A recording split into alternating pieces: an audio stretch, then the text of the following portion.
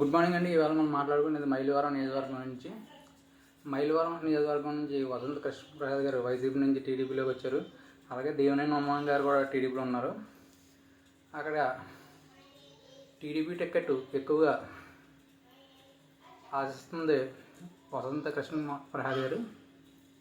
ఆయనకే టీడీపీ కూడా మొగ్గు చూపుతుంది. అలాగే పెనంలో టికెట్ దేవినేని ఉమ్మ గారికి ఇచ్చే అవకాశం ఉంటుంది. అక్కడ బోడే ప్రసాద్ గారు మరి ఏం చేస్తారో వేచి చూడాలి. అట్లానే ఈ నియోజకవర్గంలో విజయవాడ, రూరల్, ఇబ్రహీంపట్నం, రెడ్డిగూడెం, మైలవరం ఈ మండలాలు ఉన్నాయి. ఈ మండలాల్లో ఇసుక దోపిడీ, గ్రావెల్ దోపిడీ ఎక్కువైందని వసంత కృష్ణప్రసాద్ గారు దేవినేని ఉమ్మగారి మీద ఎన్నో కేసులు పెట్టారు. అది మనసులో ఉంటుంది కదా, దాని గురించి వీళ్ళిద్దరూ కలిసి పనిచేసే అవకాశం ఉందో లేదో వేచి చూడాలి. అట్లనే దేవినేని ఉమ్మగారు వర్గం వసంత కృష్ణప్రసాద్ గారు రావటం ఒప్పుకోవట్లేదు. ఎందుకంటే టీడీపీ కేటర్ని కొంచెం ఇబ్బంది పెట్టారు, టీడీపీ కేటర్ని కొంచెం కేసులు అవి పెట్టారు అని వసంత కృష్ణప్రసాద్ గారి మీద కొంచెం రెవల్యూషన్ ఉంది. అట్లానే వసంత కృష్ణప్రసాద్ గారు టీడీపీలో జాయిన్ అయినప్పుడు జడ్పీటీసీలు అది వస్తారంటే వాళ్ళని వైసీపీ వారు బెదిరించి వాళ్ళని రాకుండా చేశారు అన్నది ఒక రూమర్ ఉంది. అట్లనే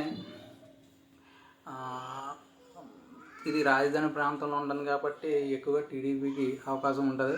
మైలవరం టికెట్ విషయంలో దేవినేని ఉమ్మ గారు, వసంత కృష్ణప్రసాద్ గారు ఇద్దరు కలిసి పనిచేస్తే గెలుపు మాత్రం సునాయాసంగా ఉంటుంది. ఎందుకంటే దేవినేని ఉమ్మ గారికి వేరే చోట టికెట్ ఇచ్చే అవకాశం ఉంది.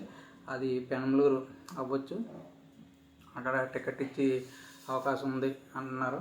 అది వేచి చూడాలి, అది ఎంతవరకు ఉంటుందో. అట్లనే బోడే ప్రసాద్ గారికి పెనంలూరు ఇప్పుడు టీడీపీ ఇన్ఛార్జి ఉన్న ఆయన ఏం చేస్తారో వేచి చూడాలి.